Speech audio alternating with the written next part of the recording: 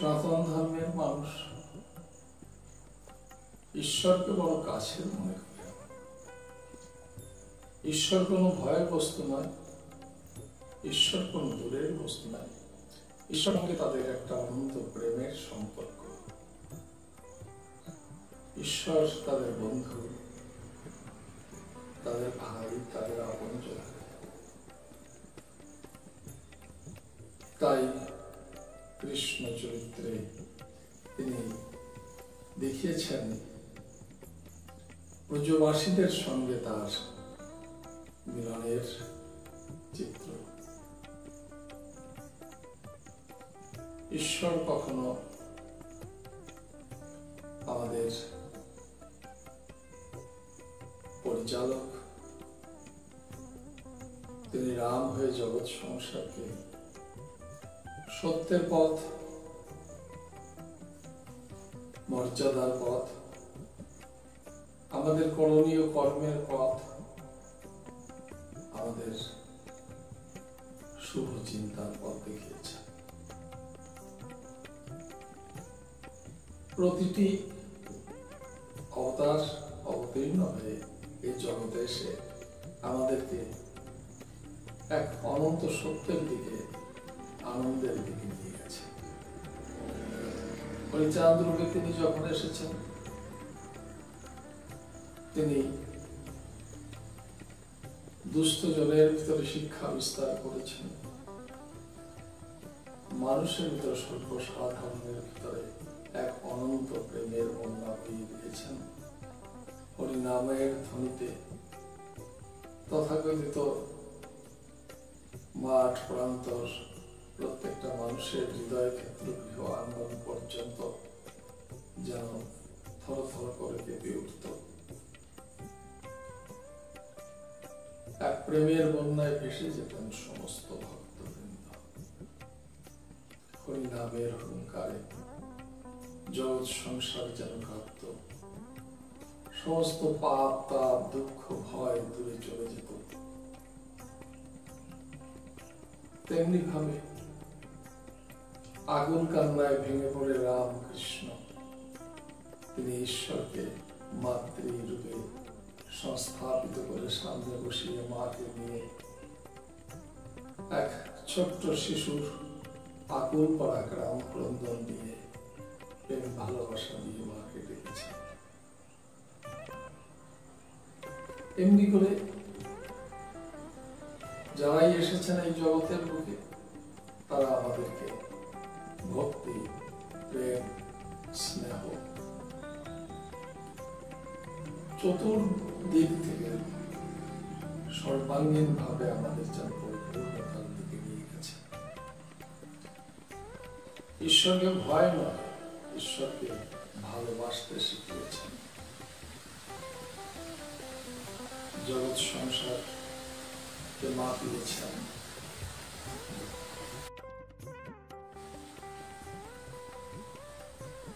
ঈশ্বরের বিভিন্ন দেবতার রূপ নিয়ে সমস্ত সনাতনবাসী তাদের প্রতিটি কর্মকে ঈশ্বরের অর্পণ করেছেন।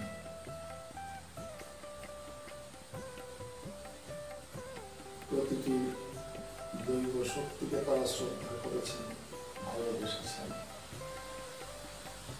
তারা নানাভাবে তাদের পুজো অর্চনা করেছেন। সমস্ত পুজোর ভিতর দিয়ে পরমেশ্বর শ্রীপাদ পদ্মে তাদের লক্ষ্য স্থাপন করেছে। অদ্ভুত ধর্ম, অদ্ভুত সাত্বিকতা, অদ্ভুত চিন্তাধারা। আমরা সেই সনাতন ধর্ম থেকে ধীরে ধীরে কেন যে দূরে চলে যাচ্ছি। সাধারণ লোক স্বার্থের জন্য সামান্য কিছু মানুষ দলের সৃষ্টি করে, মতের সৃষ্টি করে সনাতন ধর্মটাকে বিচ্ছিন্ন করবার চেষ্টা করছে। আত্মকলহে নিজেদের ভিতরে ভাগ বাটোয়ারা করে, দলে দলে টুকরো টুকরো হয়ে একে অপরের শত্রুতা করে ওই 1000 বছরের যে প্রচেষ্টা, সেই প্রচেষ্টাকে বলবৎ করছেন। আজও এরা সেই বিধর্মীদের কবলে পড়ছেন। এদের সেই হিংসার প্রভাব মানুষকে আজও বিধ্বস্ত করে বিধর্মীদের কাছে ছুটে যাচ্ছে। অনন্ত শান্তির জায়গা ছেড়ে দিয়ে তারা ক্ষুদ্র স্বার্থে ছুটে গেছেন। তাই দেখা যায় আজও সনাতন ধর্মাবলম্বী খ্রিস্টান হচ্ছে, আজও সনাতন ধর্মাবলম্বী মুসলমান হয়ে যাচ্ছে। কেন? শুধু আমাদের দলাদলি, আমাদের ভাগাভাগি, আমাদের ভিতরে একতার অভাব, প্রেমের অভাব, স্নেহের অভাবের জন্য। আমরা এই ভুল থেকে রক্ষা পেতে চাই। আপনারা সবাই জেগে উঠুন। আপনারা নিজেদের যে 1000 বছরের যে অভিশাপ, সেই অভিশাপ থেকে মুক্তি পাওয়ার চেষ্টা করুন। আমরা সবাই আবার জেগে উঠি। আমরা শান্তির দিকে ছুটে যাই। আমরা অনন্ত প্রেমের ঠাকুরের দিকে ছুটে যাই।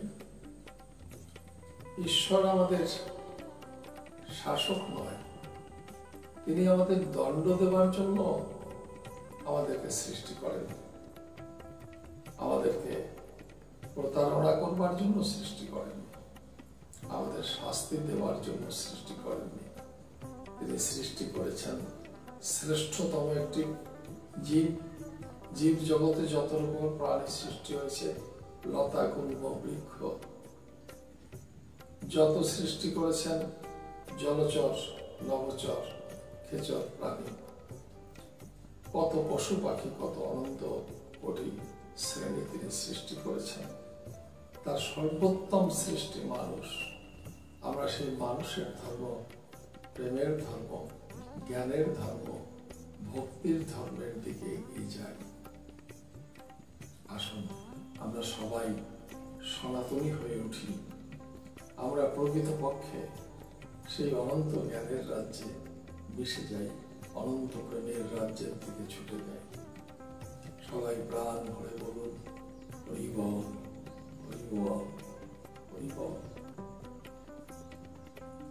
এই জন্য যুগ যুগান্ত ধরে সাধকেরা এসেছেন। তারা তাদের কর্তব্য নিষ্ঠা, তারা তাদের প্রেম, তাদের স্নেহ, সমস্ত কিছু তারা দেখিয়েছেন। তাতে তারা আপ্লুত হয়ে গেছেন, তাতে তারা ডুবে রয়েছেন। আমাদের সেই শিক্ষা দিয়েছেন, কিন্তু আমরা সৎ শিক্ষাটুকু বোধহয় দিতে পারিনি। আমরা নিজেদের ভিতরে একটা বিভাগের জাল করে আলাদা আলাদা হয়ে বেঁচে থাকবার চেষ্টা করছি। লোভ, স্বার্থ, অহংকার জড়িয়ে পড়ছি। আসুন সবাই আমরা আবার সেই সত্যের দেশে, প্রেমের দেশে, আনন্দের দেশে বিচরণ করি।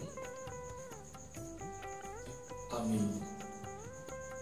আজকে এই পর্যন্ত বলে শেষ করছি, কারণ আমি এর পরবর্তী সময়ে বিভিন্ন ভক্ত চরিত্র নিয়ে আলোচনা করে দেখাবো সনাতন ধর্মাবলম্বী হিন্দুরা কেমন ছিলেন।